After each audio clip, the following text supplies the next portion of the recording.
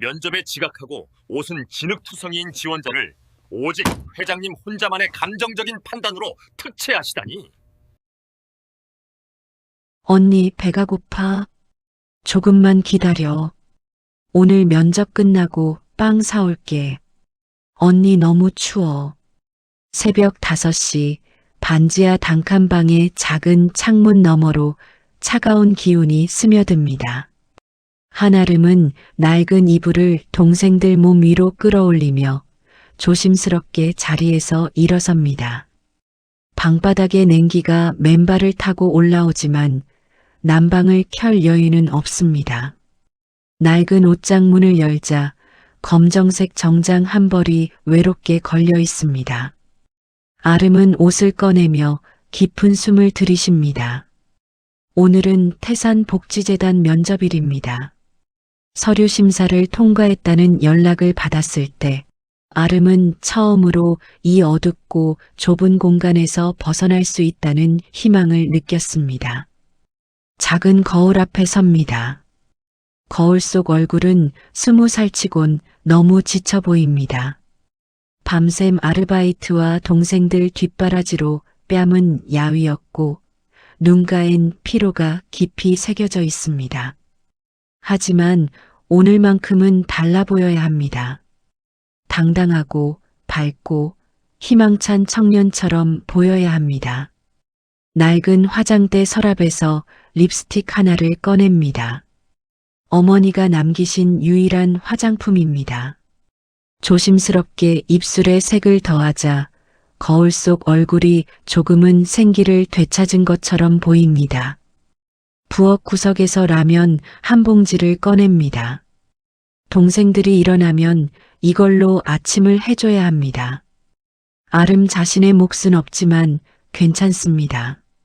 면접이 끝나고 합격 소식만 들린다면 오늘 하루쯤 굶는 것은 문제가 되지 않습니다. 창밖을 바라봅니다. 하늘이 심상치 않습니다. 먹구름이 짙게 깔려 있고 바람이 유난히 매섭게 불어옵니다. 날씨 예보에서 폭설주의보를 발령했다는 소식이 어렴풋이 기억납니다.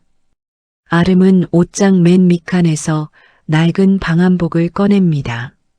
정장 위에 이걸 입으면 보기엔 좋지 않겠지만 얼어 죽는 것보단 낫습니다. 면접장에 도착하면 벗으면 됩니다. 시계를 봅니다. 6시 30분. 면접은 오전 10시지만 대중교통을 3번이나 갈아타야 하는 먼 거리입니다. 일찍 출발하지 않으면 늦을 수 있습니다. 동생들의 잠든 얼굴을 바라봅니다. 10살 민준이와 8살 민서는 천사처럼 평화롭게 숨을 쉬고 있습니다. 이 아이들에게 따뜻한 방과 배불리 먹을 수 있는 삶을 선물해주고 싶습니다. 그것이 아름이 오늘 면접장에 가야 하는 이유입니다. 작은 쪽지에 글씨를 적습니다. 라면 끓여 먹어. 언니 금방 올게. 쪽지를 식탁 위에 올려놓고 가방을 어깨에 맵니다. 가방 안엔 이력서, 자격증 사본, 그리고 마지막 남은 교통비가 들어 있습니다. 문 손잡이를 잡습니다. 차가운 금속의 감촉이 손바닥에 전해집니다. 마지막으로 한 번 더 동생들을 돌아보고 조심스럽게 문을 닫습니다. 계단을 올라 밖으로 나서자 예상했던 것보다 훨씬 매서운 바람이 얼굴을 때립니다. 하늘에서 하얀 눈송이가 떨어지기 시작합니다. 처음엔 한두 개였던 눈송이가 점점 많아지고 굵어집니다. 아름은 방한복에 지퍼를 목까지 올리고 걸음을 재촉합니다. 버스 정류장까지는 10분 거리입니다. 발걸음을 옮길 때마다 눈이 쌓이기 시작합니다. 신발 속으로 차가운 기운이 스며들지만 멈출 수 없습니다. 오늘은 반드시 그 면접장에 도착해야 합니다. 이것이 아름에게 주어진 어쩌면 마지막이 될지도 모르는 기회이기 때문입니다. 정류장에 도착했을 때 아름은 자신의 눈을 의심합니다. 불과 10분 사이에 세상이 완전히 하얗게 변해 있습니다. 눈은 점점 더 거세게 내리고 바람은 사방에서 몰아쳐 제대로 서 있기조차 힘듭니다. 전광판에 빨간 글씨가 깜빡입니다. 폭설로 인한 차량 지연 운행. 아름의 심장이 빠르게 뜁니다. 지연이라는 말은 언제 올지 모른다는 뜻입니다. 시계를 봅니다. 7시. 아직 3시간이 남았지만 이 날씨라면 평소보다 2배는 걸릴 것입니다. 휴대전화를 꺼내 날씨 앱을 확인합니다. 화면엔 붉은색 특보가 떠 있습니다. 수도권 대설특보, 외출 자제 요망. 손가락이 떨립니다. 외출을 자제하라니 하필 오늘입니다. 주변을 둘러봅니다. 평소라면 출근길 사람들로 북적여야 할 정류장이 텅 비어 있습니다. 모두들 집에 머물기로 한 것입니다. 현명한 선택입니다. 하지만 아름에겐 그럴 선택권이 없습니다. 멀리서 버스 한 대가 비틀거리며 다가옵니다.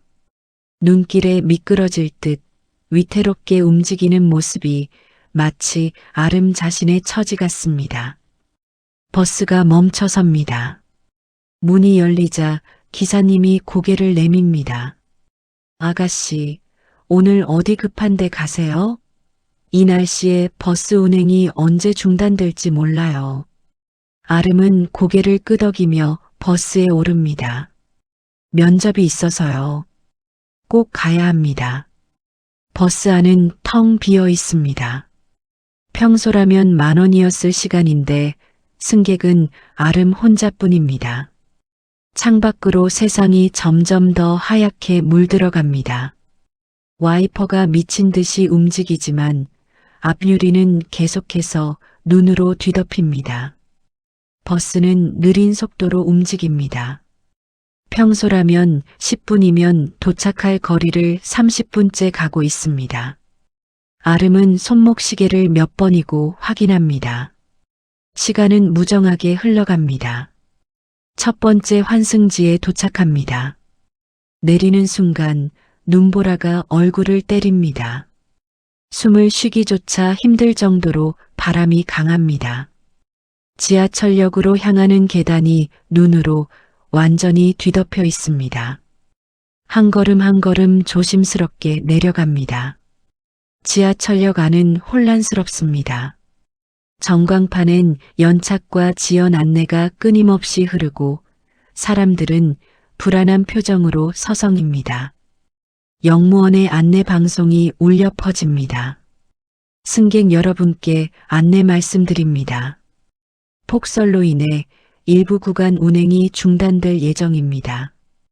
급하지 않은 일정은 취소하시고 귀가하시길 권장합니다. 아름의 입술이 바짝 마릅니다. 운행 중단이라니. 하지만 포기할 순 없습니다. 플랫폼으로 내려가 전철을 기다립니다. 10분, 20분, 30분. 전철은 오지 않습니다. 마침내 전철이 들어옵니다. 문이 열리고 사람들이 쏟아져 나옵니다. 모두들 귀가하는 사람들입니다. 아름은 그 반대 방향으로 들어갑니다. 차 안의 사람들이 아름을 이상하다는 듯 쳐다봅니다. 전철은 몇 정거장을 지나더니 갑자기 멈춰섭니다. 안내방송이 나옵니다. 안전 문제로 잠시 운행을 중단합니다. 승객 여러분의 양해 부탁드립니다. 아름은 자리에서 일어나 차창 밖을 봅니다. 지상 구간에선 눈이 선로를 완전히 뒤덮고 있는 게 보입니다. 시계를 봅니다. 9시 30분. 면접까지 30분 남았고 아직 2 정거장이나 더 가야 합니다. 10분이 지나고 전철이 다시 움직입니다. 하지만 속도가 너무 느립니다. 거북이처럼 기어가는 속도입니다. 아름은 주먹을 불끈 쥡니다. 제발, 제발 시간 안에 도착하게 해달라고 속으로 빕니다. 마지막 환승역에 도착합니다. 시계를 봅니다. 9시 50분. 면접장까지는 걸어서 15분 거리입니다. 평소라면 충분한 시간이지만 이 눈길에선 20분도 모자랄 것입니다. 역 밖으로 나서자 세상은 완전히 하얀 지옥으로 변해 있습니다. 눈은 무릎까지 쌓였고 바람은 서 있기조차 어려울 만큼 강합니다. 하지만 아름은 멈추지 않습니다. 한 발 한 발 눈을 헤치며 앞으로 나아갑니다. 언덕길이 시작됩니다. 평소엔 쉽게 오르던 길이지만 오늘은 산을 오르는 것처럼 힘겹습니다. 숨이 가빠지고 다리가 후들거립니다. 하지만 멈출 수 없습니다. 정상에 오르면 그곳에 면접장이 있습니다. 그때 언덕 중턱에서 이상한 광경이 보입니다. 폐지를 가득 실은 낡은 수레와 그 옆에서 힘겹게 버티고 있는 한 노인의 모습이 눈보라 속에서 흔들리고 있습니다. 노인은 70대쯤으로 보입니다. 낡은 털모자와 여러 겹겨 입은 옷 사이로 주름진 얼굴이 보입니다. 오경숙 여사는 수레를 필사적으로 붙잡고 있지만 눈길에 미끄러진 수레는 점점 더 아래로 밀려 내려가고 있습니다. 아름은 그 모습을 보는 순간 발걸음이 멈춥니다. 시계를 봅니다. 10시 정각. 면접 시간입니다. 지금 이대로 달려가면 10분 늦게 도착할 것입니다. 10분 정도는 용서받을 수 있을지도 모릅니다. 하지만 저 노인은 지금 당장 도움이 필요합니다. 수레가 완전히 넘어지면 폐지는 물론이고 노인 자신도 크게 다칠 것입니다. 이 얼어붙은 언덕길에서 넘어지면 뼈라도 다칠 수 있습니다. 아름의 머릿속에서 두 가지 목소리가 싸웁니다. 지금 가야 해. 이 기회를 놓치면 끝이야. 그리고 다른 목소리가 속삭입니다. 저 사람을 그냥 지나칠 수 있어? 내가 저 상황이라면? 경숙 여사의 다급한 목소리가 바람을 타고 들려옵니다. 아이고, 어떡하지? 제발. 그 순간 아름의 몸이 먼저 움직입니다. 머리로 생각하기도 전에 발은 이미 노인을 향해 달려가고 있습니다. 가방을 눈 위에 던지고 미끄러지는 수레를 온몸으로 받아냅니다. 수레의 무게가 어깨를 짓누릅니다. 폐지가 가득 실린 수레는 생각보다 훨씬 무겁습니다. 발이 눈길에 미끄러지고 무릎이 땅에 닿습니다. 정장 바지가 젖은 눈과 진흙에 완전히 더럽혀집니다. 아가씨, 아가씨, 괜찮아요? 경숙 여사가 놀란 목소리로 다가옵니다. 아름은 이를 악물고 수레를 밀어 올립니다. 근육이 비명을 지르고 온몸에서 땀이 흘러내립니다. 하지만 조금씩 수레가 안전한 곳으로 이동합니다. 마침내 수레를 길가의 평평한 곳에 세웁니다. 아름은 그 자리에 주저앉습니다. 숨이 턱까지 차올라 한동안 말을 할 수가 없습니다. 온몸이 떨리고 손은 얼음장처럼 차갑습니다. 경숙 여사가 아름의 손을 잡습니다. 거칠고 주름진 손이지만 그 안에 담긴 온기는 어떤 난로보다 따뜻합니다. 아가씨, 고맙습니다. 정말 고맙습니다. 여사의 눈가에 눈물이 맺힙니다. 아름은 고개를 저으며 일어서려 합니다. 하지만 다리에 힘이 풀려 다시 주저앉습니다. 여사가 아름을 부축해 일으킵니다. 아가씨, 어디 급한데 가시나 봐요? 그 정장 차림에. 아름은 자신의 모습을 내려다봅니다. 깨끗하게 다려 입었던 정장은 진흙과 눈으로 얼룩져 있습니다. 방한복도 찢어졌고 구두는 한쪽 굽이 부러져 있습니다. 시계를 봅니다. 10시 15분. 이미 늦었습니다. 면접이 있었어요. 아름의 목소리가 떨립니다. 있었어요라고 과거형으로 말한 순간 모든 것이 끝났다는 걸 실감합니다. 눈물이 왈칵 쏟아질 것 같지만 꼭 참습니다. 노인 앞에서 울 순 없습니다. 경숙 여사는 아름의 손을 꼭 잡습니다. 그리고 낡은 외투 안주머니에서 무언가를 꺼냅니다. 손바닥만 한 크기의 작의 보석함입니다. 오랜 세월의 흔적이 묻어 있지만 정성스럽게 관리해온 듯 자개가 은은하게 빛납니다. 아가씨, 이거 받아주세요. 아니에요. 저는 괜찮아요. 당연히 해야 할 일을 한 것뿐이에요. 이건 우리 집안에 대대로 내려오는 물건이에요. 할머니께서 물려주시고 어머니께서 저한테 주신 거예요. 별건 아니지만 아가씨 같은 착한 사람한테는 꼭 복이 올 거예요. 여사는 아름의 손에 자개함을 쥐어줍니다. 작지만 묵직한 무게가 손바닥에 전해집니다. 아름은 사양하려 하지만 여사의 간절한 눈빛을 참아 거절할 수 없습니다. 제발 받아주세요. 그래야 제 마음이 편해요. 아가씨 덕분에 제가 다치지 않았어요. 이 폐지들은 저한테 하루끼니예요. 이걸 잃었으면 생각만 해도 아찔해요. 아름은 조심스럽게 자개함을 받아듭니다. 낡았지만 정성스럽게 보관된 흔적이 곳곳에 보입니다. 이것이 이 노인에게 얼마나 소중한 물건인지 느껴집니다. 고맙습니다. 소중히 간직할게요. 아가씨, 면접. 아직 안 늦었을지도 몰라요. 어서 가보세요. 아름은 고개를 끄덕이고 가방을 집어듭니다. 부러진 구두를 질질 끌며 다시 언덕을 오르기 시작합니다. 뒤를 돌아보니 경숙 여사가 손을 흔들고 있습니다. 아름도 손을 흔들어 답합니다. 언덕을 오르는 발걸음은 더욱 무겁습니다. 몸의 무게 때문만은 아닙니다. 이미 끝났다는 걸 알면서도 가야 한다는 사실이 마음을 짓누릅니다. 태산복지재단 건물이 눈앞에 나타납니다. 유리와 대리석으로 지어진 10층짜리 건물은 눈보라 속에서도 위풍당당하게 서 있습니다.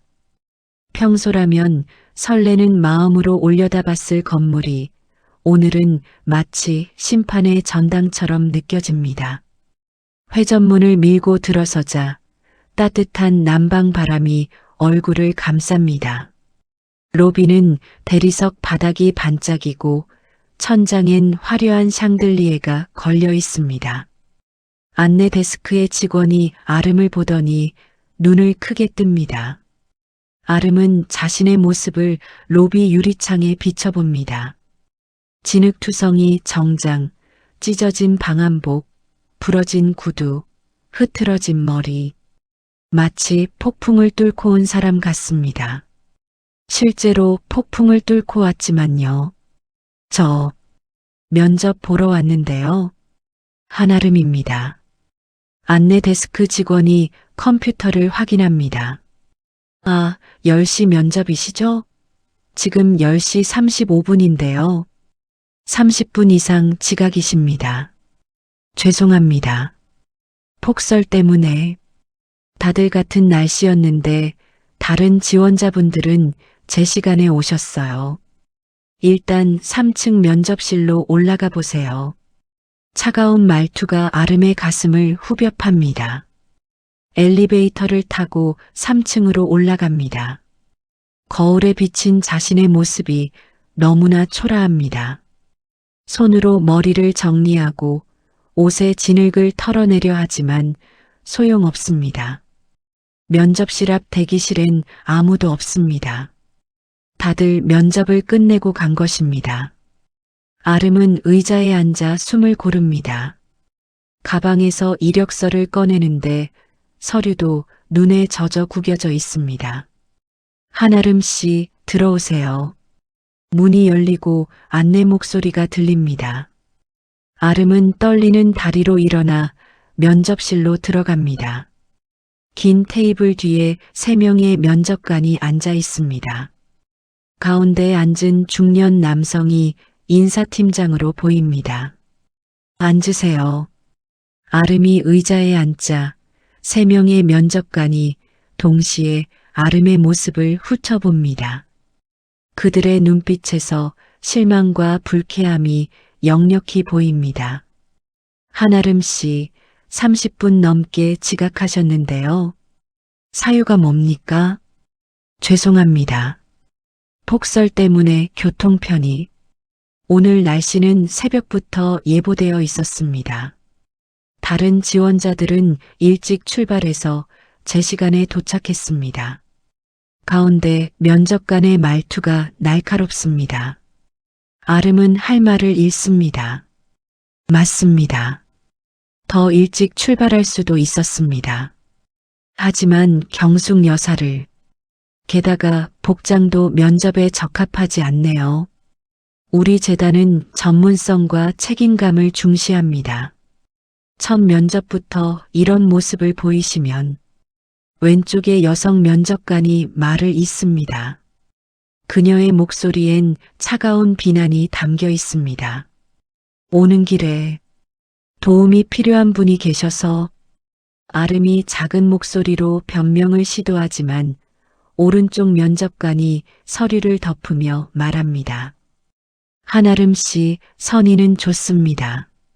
하지만 중요한 약속과 책임을 저버리면서까지 사소한 일에 매몰되는 건 문제입니다. 우리 재단에선 우선순위 판단 능력이 매우 중요합니다. 사소한 일. 그 말이 아름의 가슴에 박힙니다. 사람을 돕는 게 사소한 일인가요? 넘어질 뻔한 노인을 그냥 지나치는 게 옳은 일인가요? 형식적으로 몇 가지만 여쭙겠습니다. 지원 동기는요? 면접은 기계적으로 진행됩니다. 아름은 떨리는 목소리로 대답하지만 면접관들은 이미 마음을 정한 듯 건성으로 듣습니다. 10분도 안 되어 면접이 끝납니다. 합격자 발표는 일주일 후입니다. 수고하셨습니다. 냉담한 인사와 함께 면접실 문이 닫힙니다. 아름은 복도에 멍하니 서 있습니다.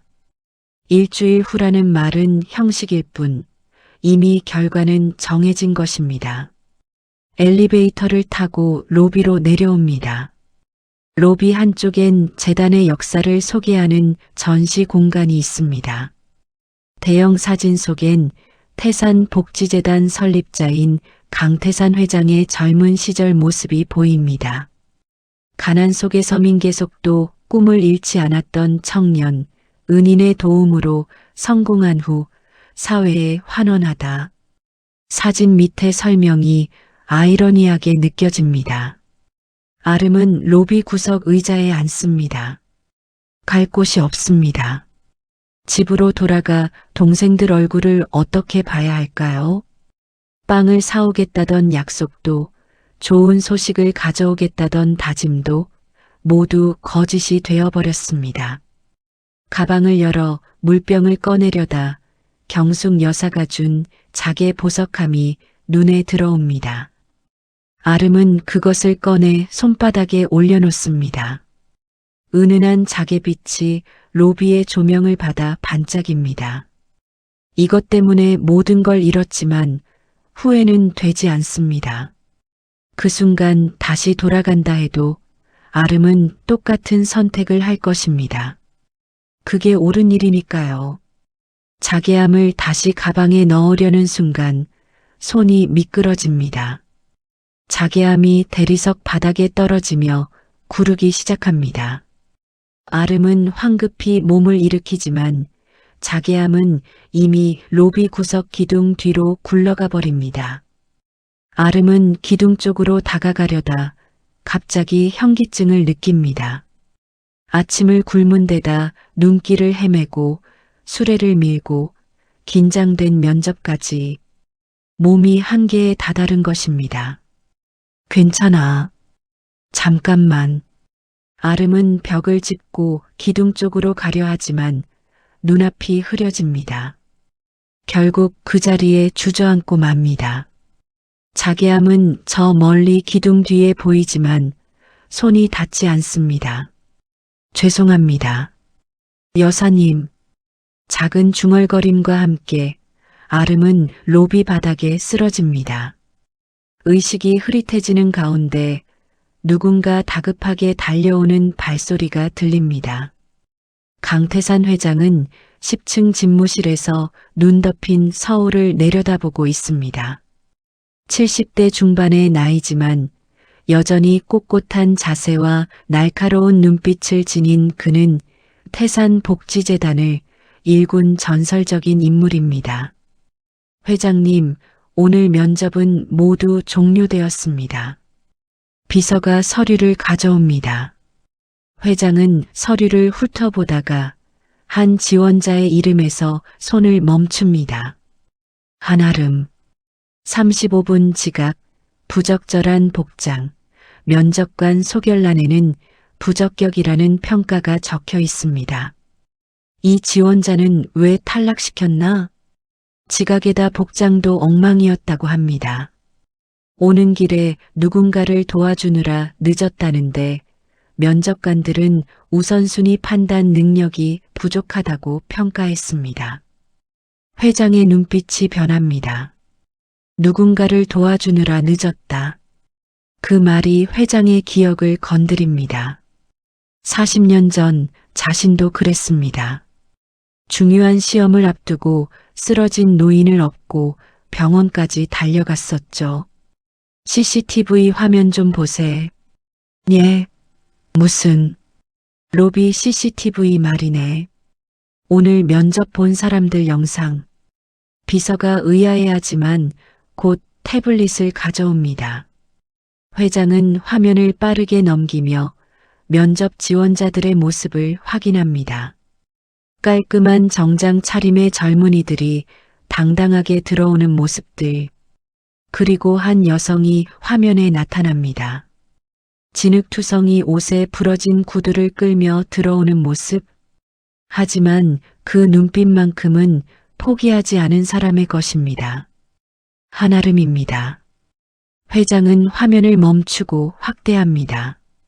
아름이 로비 의자에 앉아 가방에서 무언가를 꺼내는 장면입니다. 손바닥만 한 크기의 자개 보석함. 회장의 손이 멈춥니다. 심장이 빠르게 뜁니다. 화면을 더 확대합니다. 자개함의 무늬가 선명하게 보입니다. 내 귀퉁이의 항문양, 중앙에 모란꽃 자개 장식. 이럴 수가. 회장의 목소리가 떨립니다. 비서가 놀라 회장을 봅니다. 40년간 이 회장 옆에서 일했지만 이렇게 동요하는 모습은 처음 봅니다. 화면 속에서 아름이 자개함을 떨어뜨립니다. 자개함은 바닥을 굴러 기둥 뒤로 사라집니다. 아름은 비틀거리다 쓰러집니다. 회장은 의자를 박차고 일어납니다. 지금 몇 시지? 11시 10분입니다. 저 여자 아직 건물에 있나? 비서가 황급히 안내 데스크에 전화를 겁니다. 로비에 쓰러진 여성이 있다고 합니다. 지금 응급조치 중이라고. 회장은 엘리베이터도 기다리지 않고 비상계단으로 뛰어갑니다. 70대의 나이를 잊은 듯 계단을 내려갑니다. 비서가 황급히 뒤따릅니다. 회장님, 천천히 가십시오. 하지만 회장은 멈추지 않습니다. 10층을 단숨에 내려와 로비로 뛰어듭니다. 안내 데스크 직원들이 아름 주위에 모여 있고 누군가 구급차를 부르고 있습니다. 회장은 사람들을 해치고 아름에게 다가갑니다. 창백한 얼굴의 젊은 여성이 눈을 감고 누워 있습니다. 회장은 무릎을 꿇고 아름의 손을 잡습니다. 괜찮나? 정신 차려보게. 아름의 눈꺼풀이 떨립니다. 천천히 눈을 뜨고 초점 없는 시선으로 회장을 봅니다. 죄송합니다. 저 자괴함을. 자괴함? 어디 있지? 아름이 손으로 기둥 쪽을 가리킵니다. 회장은 일어나 기둥 뒤로 갑니다. 어두운 구석에 자개 보석함이 굴러가 있습니다. 회장은 그것을 집어듭니다. 손에 닿는 순간 40년 전의 기억이 홍수처럼 밀려옵니다. 25살 가난한 청년이었던 자신. 공사장에서 일하다 다친 몸으로 야간 대학을 다니던 시절. 겨울 어느 날 눈길에 쓰러진 노파를 업고 병원까지 달려갔던 날. 그때 그 노파가 유일한 재산이라며 건넨 것이 바로 이 자개 보석함이었습니다. 회장은 그것을 정성껏 보관하다가 10년 후 사업이 성공했을 때 은인을 찾아가 돌려드리려 했습니다. 하지만 이미 은인은 세상을 떠난 후였고 그 딸이 폐지를 주우며 살고 있다는 소식을 들었습니다. 회장은 그 딸에게 자괴함과 함께 큰 돈을 전하려 했지만 그녀는 돈을 거절하고 자괴함만 받았습니다. 이건 어머니의 마지막 뜻이니 제가 지키겠습니다. 하지만 돈은 필요 없어요. 회장님이 성공하신 것만으로도 어머니는 기뻐하실 거예요. 그 후로 회장은 그 딸을 찾지 못했습니다. 이사를 갔는지 연락이 끊겼습니다. 그리고 40년이 흘렀습니다. 회장은 자괴함을 들고 아름에게 돌아옵니다. 이게 어디서 난 거지? 오경숙 여사님이 주셨어요. 제가 도와드렸더니. 오경숙. 그 이름에 회장의 눈에서 눈물이 흐릅니다. 40년 전 은인의 딸 이름이 바로 오경숙이었습니다. 오경숙 여사가 어디 계신가? 지금 어디 계시지? 시장, 골목, 폐지 주우시는. 회장은 비서를 돌아봅니다. 차 대령해. 당장 시장으로 가네. 하지만 회장님, 이 여성분은 이 사람도 함께 모시고 가는 거야. 응급치료하고 차에 태워. 회장의 명령에 직원들이 분주하게 움직입니다. 아름은 간단한 응급조치를 받고 따뜻한 담요에 감싸여 차에 오릅니다. 회장은 아름의 맞은편에 앉아 자괴함을 조심스럽게 쓰다듬습니다. 자네 덕분에 40년을 찾던 분을 만날 수 있게 됐네. 고맙네. 정말 고맙네. 아름은 무슨 말인지 이해하지 못하지만 회장의 눈가에 흐르는 눈물을 봅니다. 그 눈물 속에 긴 세월의 회한과 감사가 담겨 있습니다. 차는 눈길을 헤치며 시장을 향해 달립니다. 회장은 창밖을 보며 중얼거립니다. 기다리십시오. 이제 곧 찾아뵙겠습니다.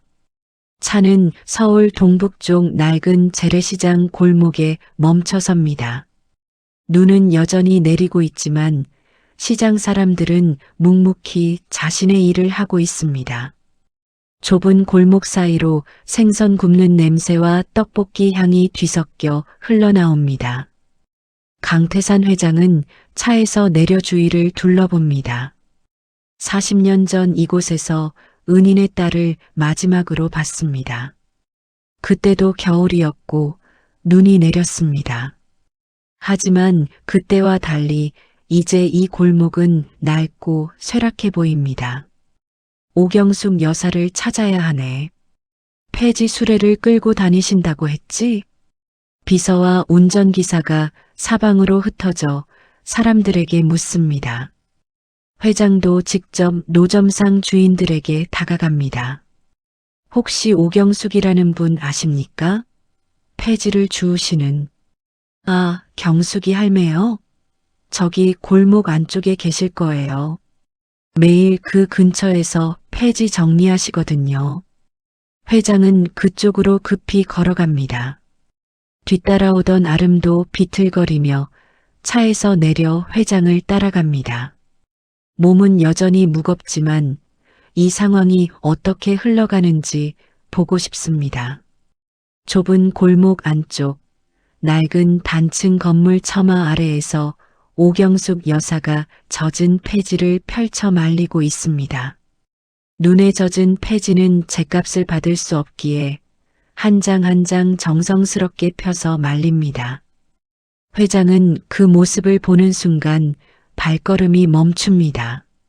40년이라는 세월이 한 사람을 이렇게 변하게 만들었습니다.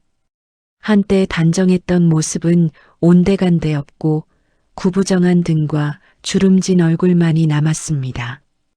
경숙 씨, 회장의 목소리가 떨립니다. 경숙 여사는 뒤돌아보다 회장을 보고 멍하니 섭니다. 낯익은 얼굴입니다.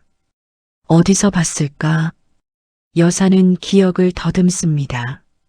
당신, 혹시? 접니다. 강태산입니다. 40년 전, 어머님께서 저를 도와주셨죠. 경숙 여사의 손에서 폐지가 떨어집니다. 눈이 커지고 입술이 떨립니다. 40년이라는 긴 세월이 주마등처럼 스쳐 지나갑니다. 태산이, 그 가난했던 청년이, 죄송합니다.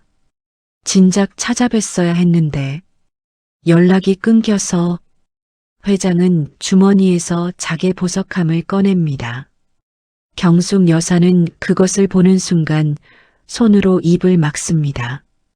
어머니께서 물려주신, 그리고 자신이 오늘 아침 한 젊은 여성에게 건넨 바로 그 물건입니다. 이게 어떻게? 회장은 아름을 손짓으로 부릅니다.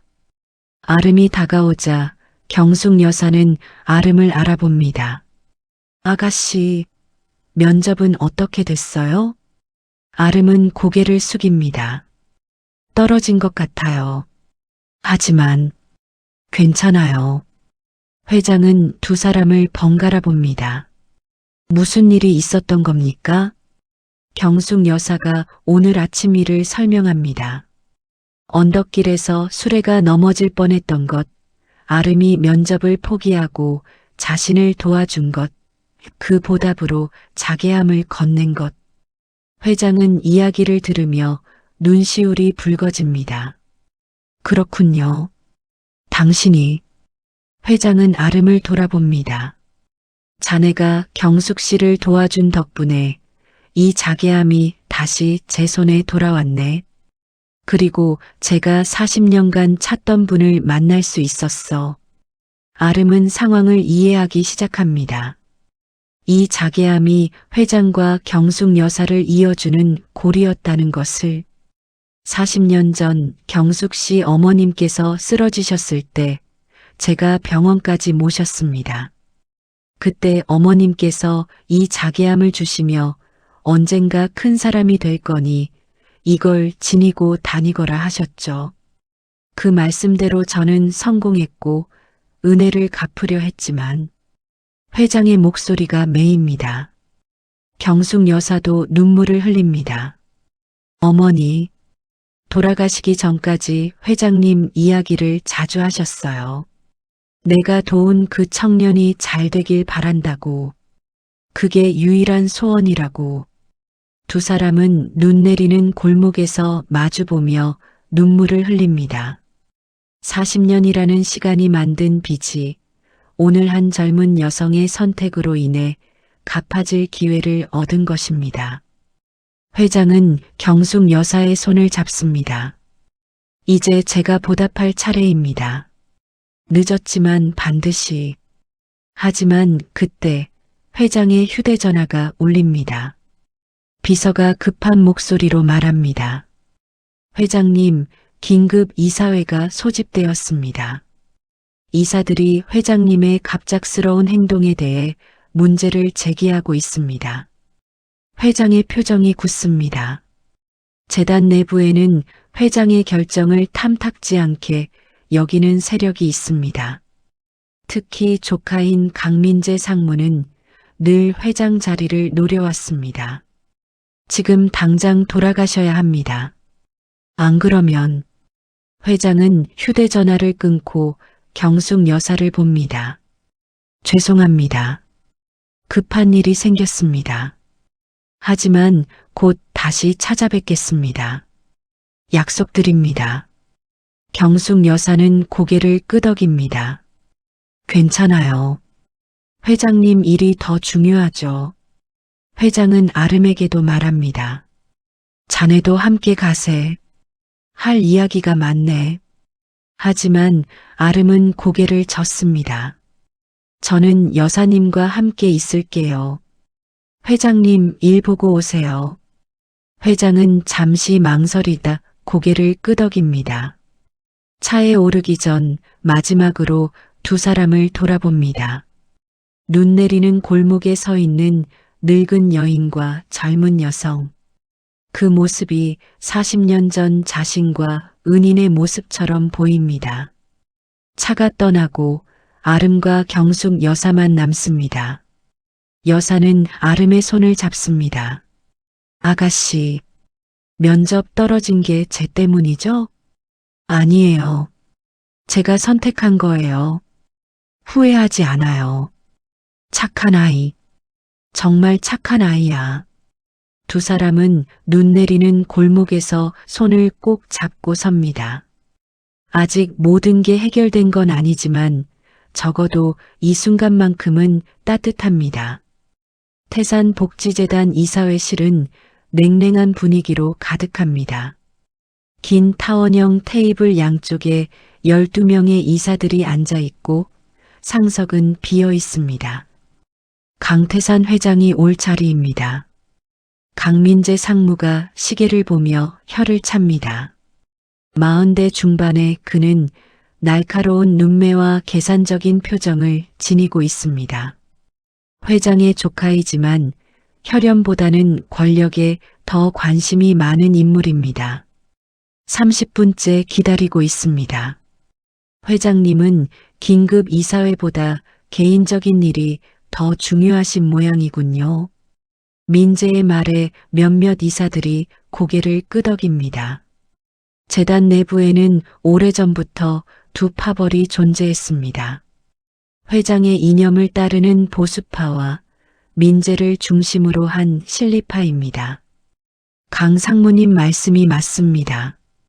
요즘 회장님 행보가 너무 감정적입니다. 재단은 기업입니다. 효율과 실리로 움직여야죠. 김 이사가 거듭니다. 그는 민재의 최측근으로 늘 그의 의견에 동조합니다.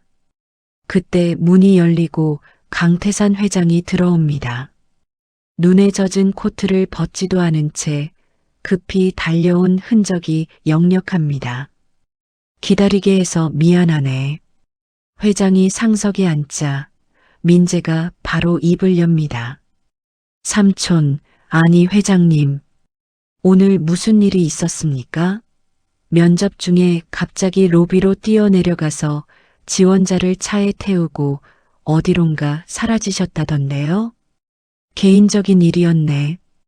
개인적인 일이라니요? 회장님은 이 재단의 얼굴입니다. 회장님의 모든 행동이 재단의 이미지와 직결됩니다. 회장은 민재를 차분히 바라봅니다. 그래서 이사회를 소집한 건가? 그것만이 아닙니다. 민재가 서류를 꺼냅니다. 오늘 떨어뜨린 지원자 한아름 씨 말입니다. 면접관들은 모두 부적격 판정을 내렸는데 회장님께서 직접 개입하실 생각이신 것 같아 우려됩니다. 그 학생은 특별한 경우네. 특별하다니요? 지각하고 복장도 엉망이고 우선순위 판단도 못하는 지원자가 무엇이 특별합니까? 민재의 목소리가 높아집니다.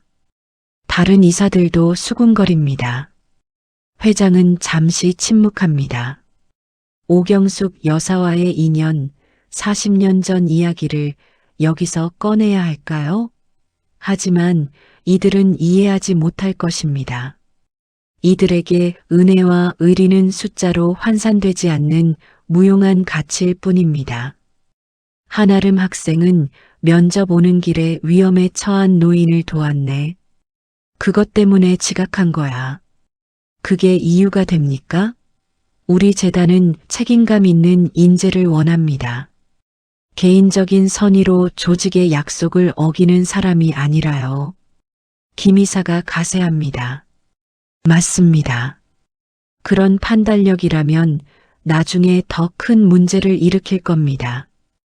회장의 주먹이 테이블을 칩니다. 그럼 자네들은 쓰러져가는 노인을 보고도 그냥 지나치겠다는 건가? 그런 뜻이 아닙니다. 하지만 상황에 따라 우선순위를 정해야죠. 구급차를 부르거나 다른 방법이 있었을 겁니다. 민재의 논리정연한 말에 회장은 할 말을 잃습니다. 틀린 말은 아닙니다. 하지만 그 순간 그 상황에서 아름은 본능적으로 움직였습니다. 40년 전 자신처럼. 회장님, 민재가 다시 서류를 꺼냅니다. 사실 오늘 이사회의 진짜 안건은 따로 있습니다. 회장님의 최근 경영 방식에 대한 재검토입니다. 회장의 눈빛이 날카로워집니다. 무슨 소리인가? 회장님은 너무 이상주의적입니다. 재단의 목적이 사회환원인 건 맞지만 그것도 재단이 건강해야 가능합니다. 최근 회장님의 결정들은 재정에 부담만 주고 있습니다. 민재는 준비한 자료를 펼칩니다. 지난 1년간 회장이 승인한 각종 지원 사업들, 수익성 없는 프로젝트들이 나열되어 있습니다. 이 모든 사업이 적자입니다. 회장님의 개인적인 신념으로 재단을 운영하시면 곤란합니다. 다른 이사들도 고개를 끄덕입니다. 민재는 철저히 준비해 왔습니다. 오늘 한아름 사건은 그저 도화선일 뿐, 진짜 목표는 회장의 경영권을 흔드는 것입니다. 그래서 제안합니다. 회장님께서는 명예회장직으로 물러나시고 실질적인 경영은 전문 경영인에게 맡기시는 게 어떻겠습니까? 회장석이 조용해집니다. 회장은 민재를 빤히 바라봅니다. 40년간 일궈온 이 재단에서 물러나라는 것, 그것도 조카의 입에서 나오는 말입니다. 이사 여러분의 생각은 어떻습니까? 회장이 다른 이사들을 돌아봅니다. 몇몇은 눈을 피하고 몇몇은 민재를 봅니다. 12명 중 회장 편은 4명뿐입니다. 과반이 무너졌습니다. 표결에 붙이겠습니다. 민재가 선언합니다. 회장은 의자에 깊이 기댑니다. 40년 인생이 주마등처럼 스쳐 지나갑니다. 가난한 청년에서 재단 설립자까지 모든 순간이 은인의 도움 덕분이었습니다. 그 은혜를 갚으려 만든 이 재단이 이제는 숫자와 효율만을 따지는 조직이 되어버렸습니다. 잠깐, 회장이 손을 듭니다. 표결 전에 할 말이 있네. 회장은 자개 보석함을 꺼내 테이블 위에 올려놓습니다. 이게 뭔지 아는 사람? 이사들은 고개를 갸웃합니다. 낡은 자개함이 재단 경영과 무슨 상관입니까? 이건 40년 전 한 노인이 제게 주신 겁니다. 제가 그분을 도왔을 때 가진 게 이것밖에 없다며 주셨죠. 이게 이 재단의 시작입니다. 회장은 천천히 이야기를 풀어놓습니다. 은인과의 만남, 오늘 아침 한아름이 오경숙 여사를 도운 일, 그리고 40년 만에 재회. 한아름 학생이 그 노인을 그냥 지나쳤다면 저는 영원히 은인을 찾지 못했을 겁니다.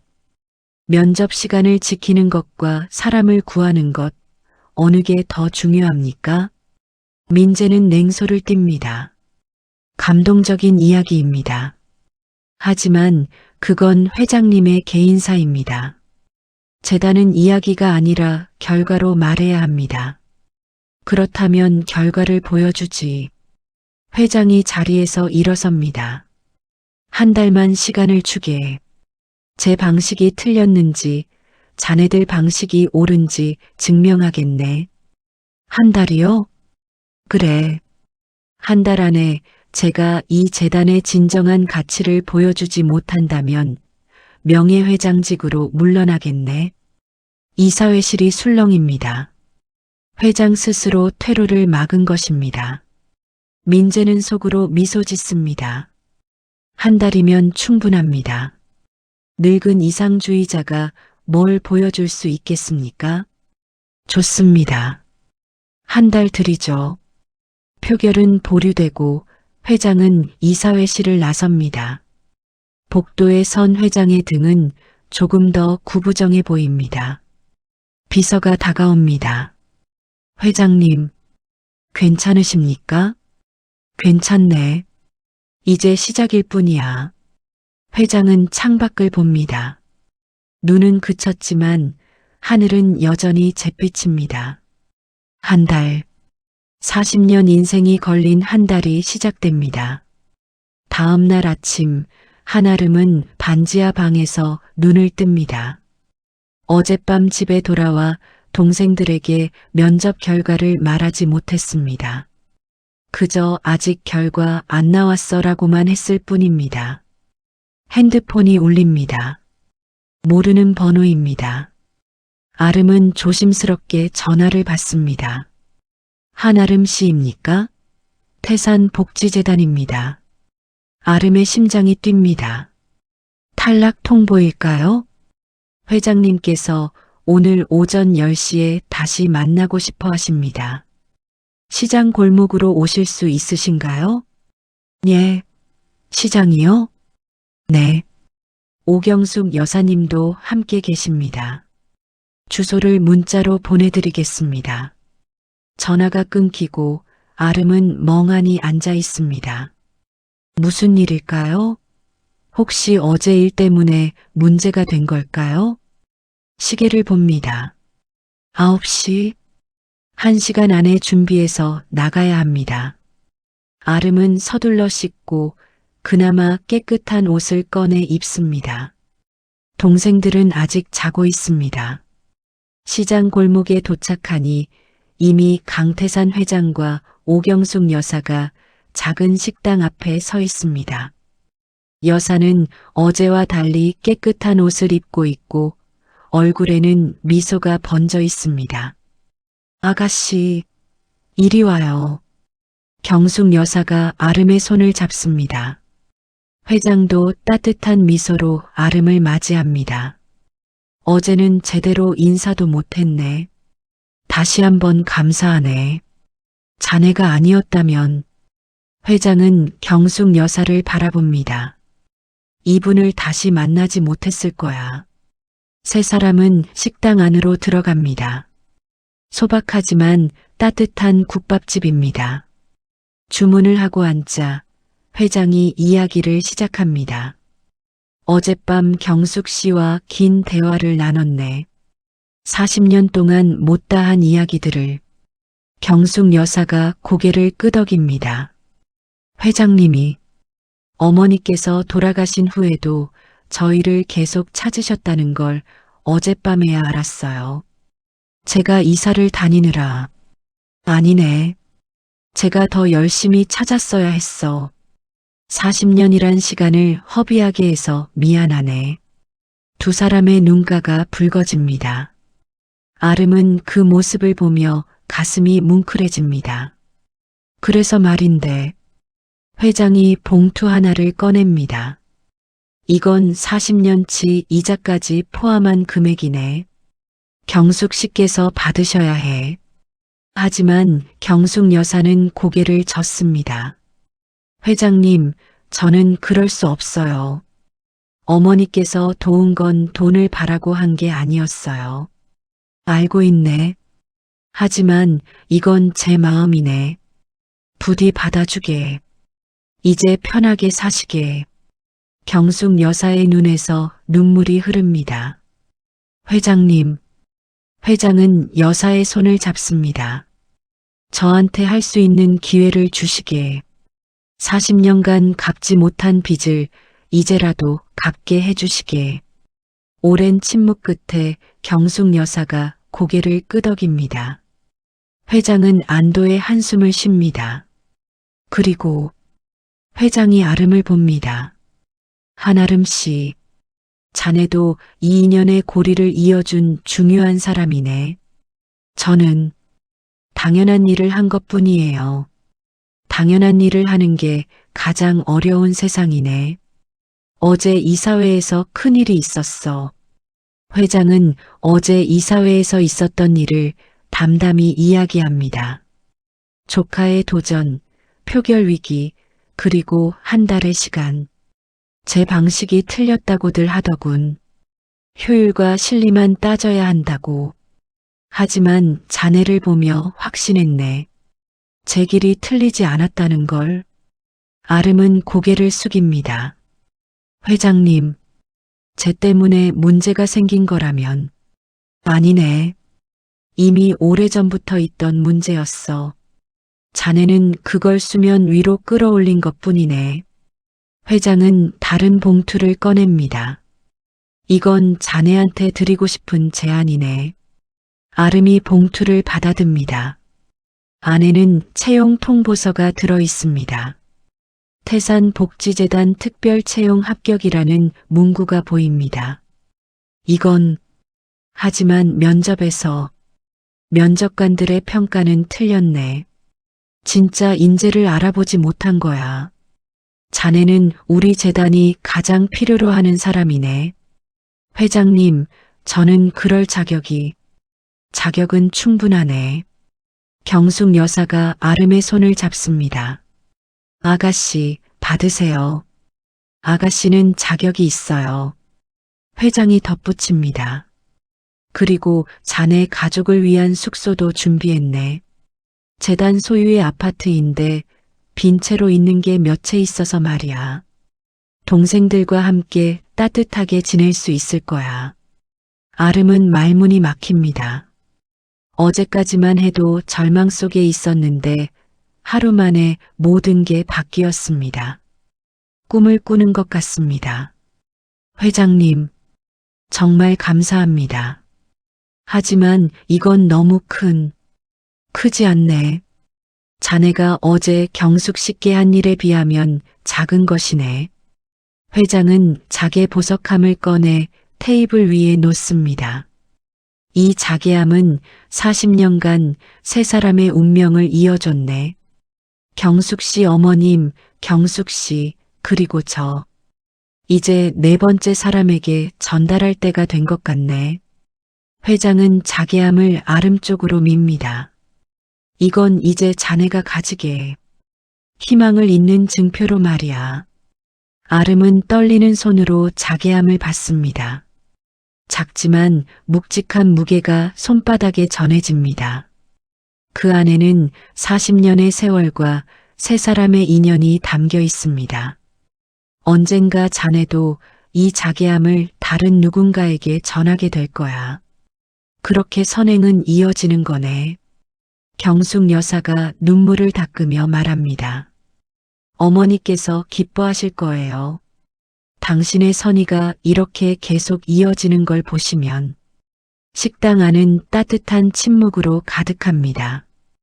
밖에서는 여전히 사람들이 분주히 오가고 시장의 소음이 들려오지만 이 작은 공간만큼은 세상에서 가장 평화롭습니다. 회장이 자리에서 일어섭니다. 자, 이제 재단으로 가세. 자네를 동료들에게 소개해야겠네. 아름도 일어섭니다. 경숙 여사가 아름을 꼭 안아줍니다. 고마워요, 아가씨. 아가씨 덕분에 제 인생이 바뀌었어요. 저야말로 감사해요, 여사님. 여사님 덕분에. 두 사람은 한참을 껴안고 있습니다. 회장은 그 모습을 보며 미소 짓습니다. 이것이 진짜 재단의 가치입니다. 숫자로 환산할 수 없는 하지만 그 무엇보다 소중한 가치입니다. 태산복지재단 건물 로비에 도착했을 때 분위기는 어제와 사뭇 다릅니다. 직원들이 수군거리고 긴장감이 감돕니다. 강민재 상무가 일으킨 파장이 이미 전 직원에게 퍼진 것입니다. 엘리베이터를 타고 10층 회장실로 올라갑니다. 비서가 급히 다가옵니다. 회장님, 강 상무께서 아침부터 여러 부서를 돌아다니며 직원들을 만나고 계십니다. 무슨 이야기를 하던가 회장님의 경영 방식에 대한 비판적인 의견들을 나누고 계신 것 같습니다. 회장은 고개를 끄덕입니다. 예상했던 일입니다. 민재는 한 달 안에 자신의 입지를 확고히 다지려 할 것입니다. 신경 쓰지 말게. 우리는 우리 할 일을 하면 되네. 회장은 아름을 돌아봅니다. 자네를 팀에 배치해야 하는데 어느 부서가 좋겠나? 저는 현장에서 사람들을 직접 돕는 일을 하고 싶어요. 그렇다면 복지사업팀이 좋겠군. 거기 팀장이 좋은 사람이네. 회장은 내선 전화를 겁니다. 박 팀장, 잠깐 올라올 수 있나? 잠시 후 50대 중반의 온화한 인상의 여성이 들어옵니다. 박현숙 팀장입니다. 그녀는 회장과 함께 20년을 일한 베테랑입니다. 팀장 소개하네. 한아름 씨야. 오늘부터 자네 팀에서 일하게 될 거야. 박 팀장은 아름을 보며 미소 짓습니다. 어제 그 지원자분이시군요. 소문 들었어요. 소문이요? 면접에 지각했지만 누군가를 도우려다 그랬다는. 우리 팀에 꼭 필요한 분이에요. 아름은 안도의 한숨을 쉽니다. 적어도 이곳에는 자신을 이해해주는 사람이 있습니다. 박 팀장, 아름 씨를 잘 부탁하네. 그리고 회장이 잠시 망설이다 말합니다. 한 달 안에 특별 프로젝트를 하나 진행하려 하네. 아름 씨가 그 중심이 될 거야. 특별 프로젝트요? 이 재단의 진짜 가치를 보여줄 수 있는 프로젝트. 자세한 건 천천히 이야기하지. 박 팀장과 아름이 나가고 회장은 혼자 남습니다. 창밖을 바라보니 어제의 눈이 녹아 도로는 질척합니다. 하지만 하늘은 조금씩 개고 있습니다. 책상 위에 작게 보석함이 놓여 있습니다. 아니, 아름에게 준 건데 왜 여기 있을까요? 회장은 자괴함을 들어봅니다. 그리고 깨닫습니다. 아름이 다시 돌려놓고 간 것입니다. 서랍을 열자 쪽지 하나가 들어 있습니다. 회장님, 이 자괴함은 제가 가질 게 아닌 것 같아요. 회장님께서 계속 지니고 계세요. 그게 여사님 어머니의 뜻일 거예요. 저는 이미 충분히 받았습니다. 마이너스 한아름. 회장은 쪽지를 읽으며 미소 짓습니다. 이 아이는 정말 특별합니다. 그때 노크 소리가 들리고 강민재가 들어옵니다. 허락도 받지 않고 들어오는 모습에서 이미 그의 오만함이 드러납니다. 삼촌, 오늘 아침 새로운 직원을 채용하셨다던데요? 그래. 한아름 씨 말인가? 어제 탈락시킨 지원자를 회장님 독단으로 채용하셨습니다. 이건 명백한 인사규정 위반 아닙니까? 회장은 민재를 차분히 바라봅니다. 특별 채용 권한은 회장에게 있네. 규정에도 명시되어 있어. 형식적으로는 그렇죠. 하지만 이건 회장님의 감정적 판단입니다. 감정적? 그 지원자가 우연히 어떤 노인을 도왔고 그 노인이 삼촌의 옛 은인과 관련이 있다고 해서 채용하신 거 아닙니까? 회장은 대답하지 않습니다. 사실이니까요. 삼촌, 이래서는 안 됩니다. 재단은 드라마가 아닙니다. 우연과 인연으로 운영되는 곳이 아니에요. 그럼 뭘로 운영해야 하나? 차갑고 계산적인 논리로, 효율과 합리성으로입니다. 두 사람은 서로를 노려봅니다. 회장실에 긴장감이 흐릅니다. 민재, 회장이 천천히 입을 엽니다. 자네가 틀린 건 아니네. 효율도 중요하고 합리성도 필요해. 하지만 그것만으로는 부족해. 무엇이 더 필요합니까? 마음이네. 사람의 마음. 회장은 자기 보석함을 민재에게 보여줍니다. 이게 뭔지 아나? 이건 40년 전 한 노인이 제게 준 전부였네. 그분은 이것밖에 없었지만 기꺼이 주셨어. 그게 이 재단의 시작이네. 감동적인 이야기입니다. 하지만 그건 과거입니다. 지금은 다릅니다. 다르지 않아. 회장의 목소리에 힘이 실립니다. 사람의 본질은 변하지 않아. 누군가 도움이 필요할 때 손을 내밀 수 있는 마음, 그게 이 재단이 추구하는 가치네. 그 가치로 재단을 지킬 수 있습니까? 한 달 후 이사회에서 삼촌을 지지하는 사람이 몇이나 될까요? 민재의 말에 회장은 침묵합니다. 현실적으로 어려운 싸움입니다. 걱정 말게. 한 달 안에 증명하겠네. 기대하겠습니다. 민재가 나가고 회장은 다시 창밖을 봅니다. 구름 사이로 햇살이 비치기 시작합니다. 한편 복지사업팀 사무실에서는 아름이 동료들에게 인사를 하고 있습니다. 대부분은 따뜻하게 맞아주지만 몇몇은 의아한 눈빛을 보냅니다. 면접 떨어졌다가 갑자기 특채로 들어왔다며? 회장님이 밀어준 거래. 작은 수군거림이 들립니다.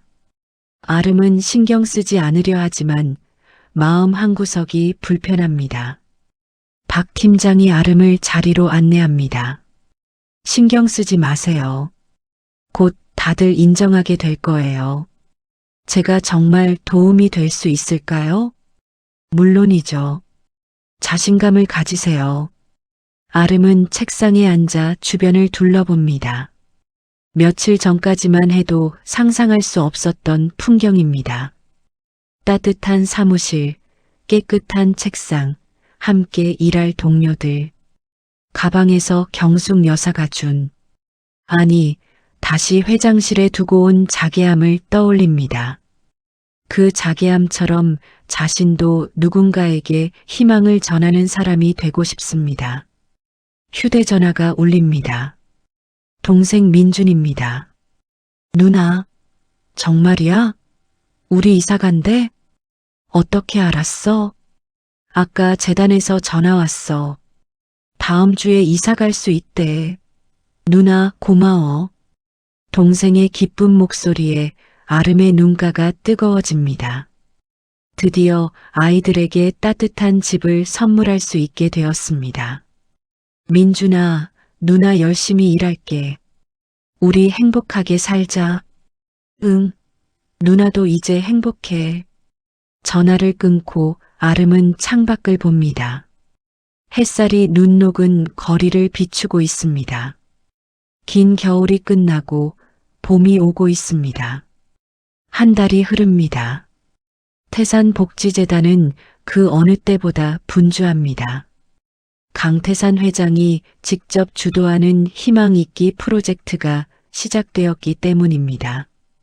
프로젝트의 내용은 간단합니다. 재단 직원들이 직접 거리로 나가 도움이 필요한 사람들을 찾고 그들의 이야기를 듣고 실질적인 도움을 제공하는 것입니다. 한아름은 이 프로젝트의 실무 책임자가 되었습니다. 처음에는 부담스러웠지만 박 팀장과 동료들의 도움으로 점점 자신감을 찾아갑니다.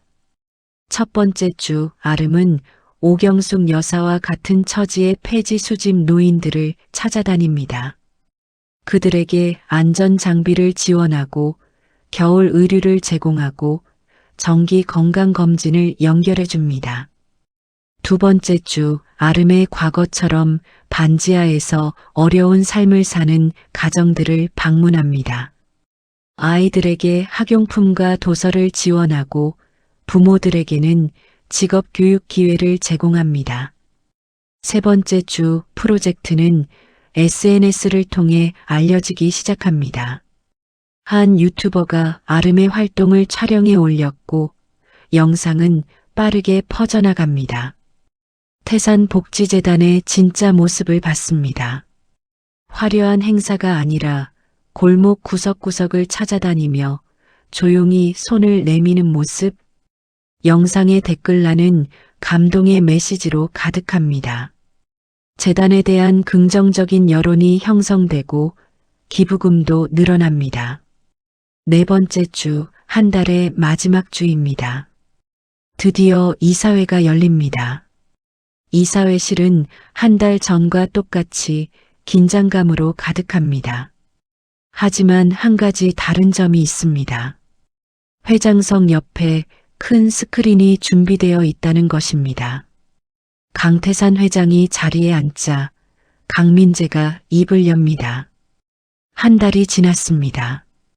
회장님, 약속하신 대로 증명해 주시겠습니까? 그러겠네. 회장이 손짓하자 스크린에 영상이 재생됩니다. 지난 한 달간의 희망 잊기 프로젝트 기록입니다. 눈 내리는 골목을 걷는 아름의 모습, 폐지 수레를 끄는 노인들과 대화하는 장면, 반지하 방에서 아이들에게 책을 나눠주는 모습.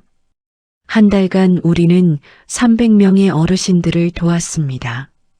100가정의 실질적인 지원을 제공했고 50명에게 일자리를 연결해 줬습니다. 회장의 목소리가 이사회실에 울려 퍼집니다. 그리고 이 과정에서 재단에 대한 기부가 30% 증가했습니다. 자원봉사 신청자는 2배로 늘었고요. 스크린에 통계 자료가 나타납니다. 숫자들이 명확하게 보여줍니다. 이상만이 아니라 실질적인 성과도 있다는 것을. 민재의 표정이 굳습니다. 예상하지 못한 결과입니다. 하지만 가장 중요한 건 숫자가 아닙니다. 회장이 다른 영상을 재생합니다. 도움을 받은 사람들의 인터뷰입니다.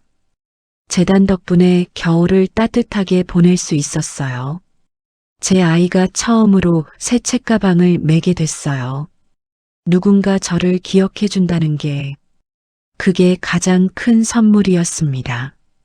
눈물을 흘리며 감사를 전하는 사람들의 모습이 스크린에 가득합니다. 이사회실이 조용해집니다. 몇몇 이사들의 눈가가 붉어집니다. 이게 우리 재단의 가치입니다. 회장이 자리에서 일어섭니다. 효율도 중요하고 숫자도 중요합니다. 하지만 우리가 진짜 추구해야 할 건 사람입니다. 한 사람 한 사람의 삶을 변화시키는 것, 그게 태산복지재단의 존재 이유입니다. 회장은 이사들을 하나하나 바라봅니다. 한 달 전 저는 약속했습니다. 제 방식이 틀렸다면 물러나겠다고. 이제 여러분이 판단하실 차례입니다. 긴 침묵이 흐릅니다. 민재가 입을 열려 하지만 그때 한 이사가 손을 듭니다. 회장님, 질문 하나만 하겠습니다. 나이 많은 최 이사입니다. 그는 줄곧 중립을 지켜온 인물입니다. 저 프로젝트의 실무 책임자가 한아름 씨라고 들었습니다. 한 달 된 신입이 이런 큰 프로젝트를 이끌었다는 게 사실입니까? 사실입니다. 믿기 어렵군요. 어떻게 가능했습니까? 회장이 미소 짓습니다. 그 학생은 특별해서가 아닙니다. 진심이 있었기 때문입니다. 진짜 도움이 필요한 사람들의 마음을 알았기 때문이죠. 회장은 아름의 과거 이야기를 간략히 들려줍니다.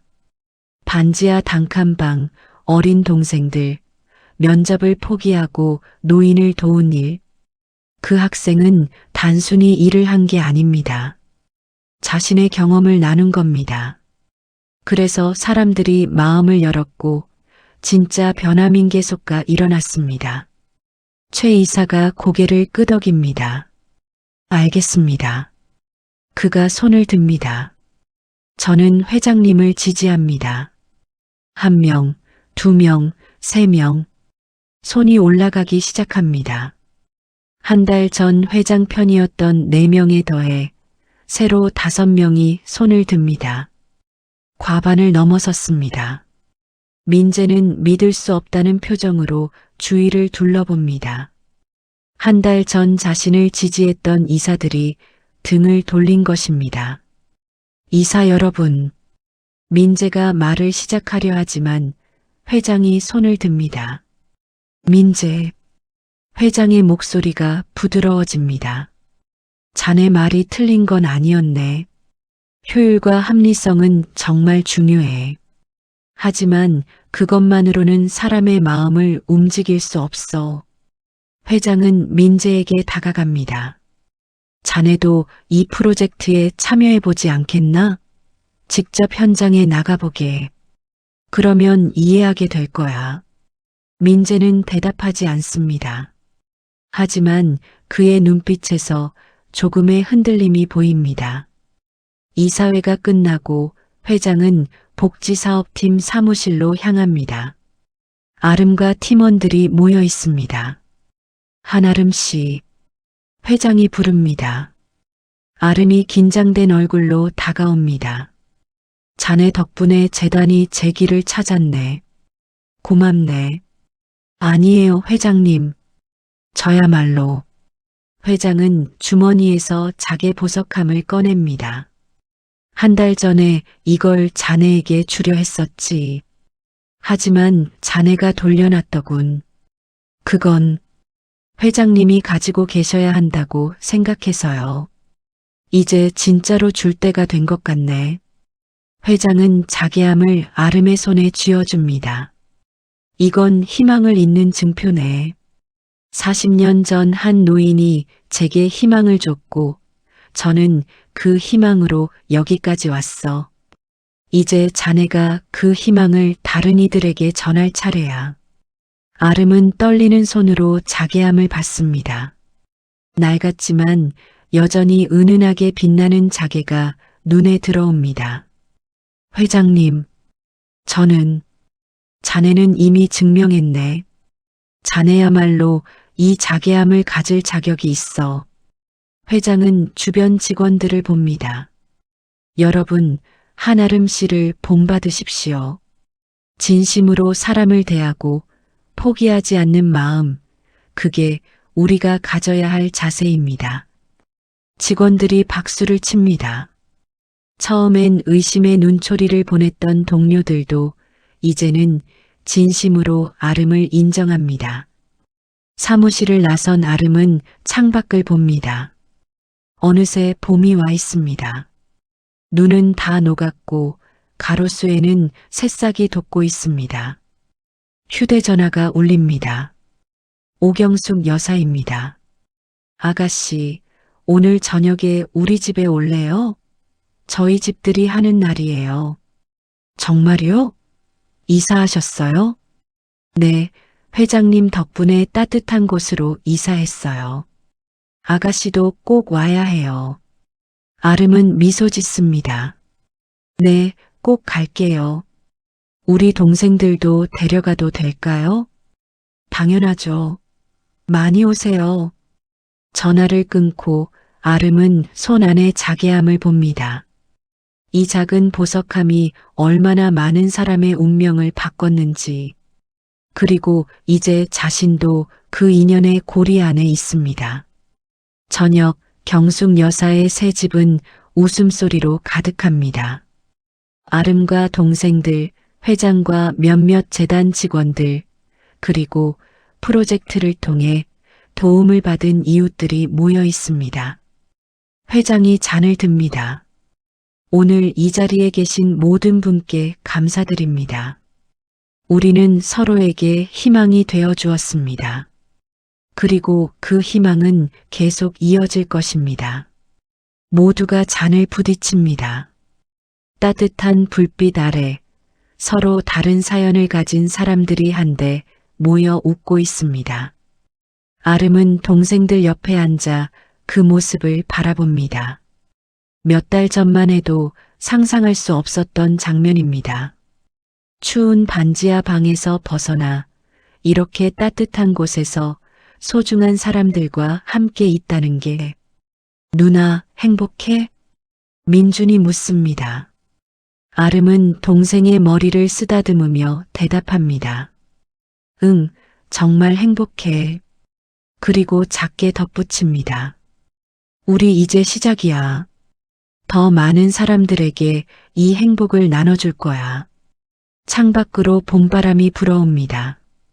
긴 겨울이 끝나고 새로운 계절이 시작됩니다. 한아름의 이야기도 태산복지재단의 이야기도 이제 막 시작입니다. 작의 보석함은 아름의 책상 위에 놓여 있습니다. 언젠가 또 다른 누군가에게 전달될 그날까지 희망의 증표로서 그 자리를 지킬 것입니다. 그렇게 선행은 이어지고 희망은 계속됩니다. 별빛 인생 은빛 사연 시청자 여러분, 오늘 이야기 어떠셨나요? 여러분의 구독과 좋아요, 그 마음 하나가 제게는 정말 큰 응원이 됩니다.